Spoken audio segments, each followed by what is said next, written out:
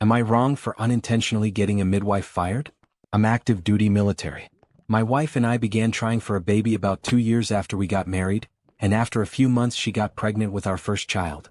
About 6 weeks after she found out, I was deployed for a 6-month stint. That meant I would miss all of her OB appointments, except the very first one to confirm she was pregnant. Early in her pregnancy, she decided that using a midwife would give her a better birth experience. I was totally on board because she's the one giving birth, and I wanted her to feel 100% confident in the people assisting her. We had also decided that, aside from the medical staff, the only people in the room would be me, for obvious reasons, and one of our mothers. My mom lives about an hour's drive from the base I'm stationed at, while her mom is a 4-hour plane ride away. Ideally, her mom would be able to get there in time, but she loves my mom too and was okay with her being there if labor went fast and her mom couldn't make it. Fast forward to when I got back from deployment, my wife was really close to giving birth. Like doing a week close. She had an OB appointment that I was finally able to attend, but she ended up going into labor very early on the morning of the appointment. We rushed to the civilian hospital, and they confirmed she was in active labor. I immediately called her mom, who booked a flight that would get her there by noon, and then I called my mom, who came to the hospital a few hours later. A while later, the midwife came in to see my wife, and from the start, she was rude.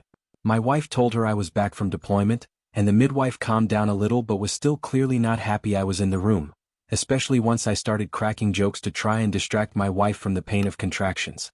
The midwife glared at me and told me to take this seriously, and have respect for my wife while she was in pain. Her hostility threw me off, but I was more focused on supporting my wife. As it got closer to noon, my wife was almost 9 centimeters dilated, so I decided not to pick up her mom from the airport myself. Instead, I had her take a cab so I wouldn't have to leave for over an hour. When her mom finally arrived, I left the L&D floor briefly to go downstairs and pay the cab driver so she wouldn't have to. As the cab was pulling up, I got a call from my mom telling me that the OB and midwife were there and that the baby was coming fast. Naturally, I rushed back upstairs after paying the cab driver so that my mother-in-law and I could be there for the birth. When I got back to the L&D floor, my mom was in the waiting room since she had to step out to make the phone call and knew she would be waiting outside anyway. I used the intercom to ask to be let back in, and to my surprise, I was denied entry. They said they had an order not to let me or anyone else in to see my wife. Confused, I asked why, but I was just told that I wouldn't be let in and not to tie them up on the intercom or security would be called. So, the 3 of us waited outside since my wife didn't answer her phone. She was actively pushing our baby out. Over 2 hours later, she was finally able to call me back and asked where I had been. I told her the hospital staff wouldn't let me in, but I had been in the waiting room trying to get answers for nearly 2.5 hours. Long story short, it was the midwife who told the desk staff not to let me back in. She lied and said my wife had reported me as abusive and that she didn't want me there. So not only did my poor wife have to give birth alone, without me or her mom for support, but I also missed the birth of my daughter.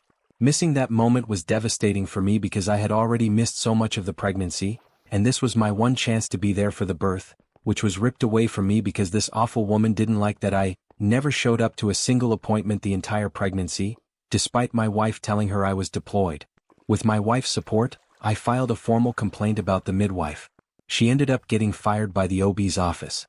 My wife is naturally on my side, but some of our friends said I was wrong to make such a big deal out of it and for taking away the woman's livelihood.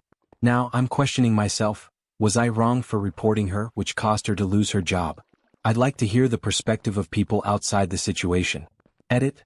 I took some advice and contacted JAG, military lawyers, to meet with an attorney about taking further steps. I have a meeting scheduled for Monday afternoon to discuss what can and should be done to ensure this doesn't happen to anyone else in the future. Thanks to everyone who offered support. Edit 2. Since some people are so caught up on me paying for my mother-in-law's cab and the jokes I made with my wife, I'll clear it up. I made jokes because she asked me to distract her from the pain by making her laugh. We were both making jokes, not just me.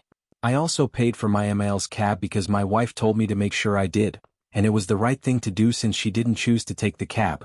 That was my decision last minute. Update, 7 days later. We met with the JAG attorney on Monday, and it seems like I have a good case for going after the midwife's license, as well as a possible defamation lawsuit. She's a certified nurse midwife, so she has a license that can be revoked or suspended. I'm not convinced it needs to be revoked altogether, but I do think she should be suspended for a while and forced to get more training in her field.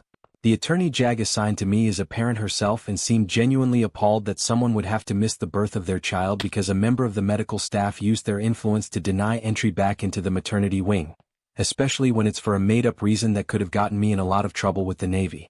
My wife was able to come with me to the meeting and had a brief conversation alone with the JAG attorney. On the drive home, she told me that the attorney needed to confirm that everything the midwife said about me being abusive was false and unfounded. When my wife assured her that I have never and would never lay a hand on her or our child, the attorney asked if my wife felt any emotional distress about me not being there for the birth.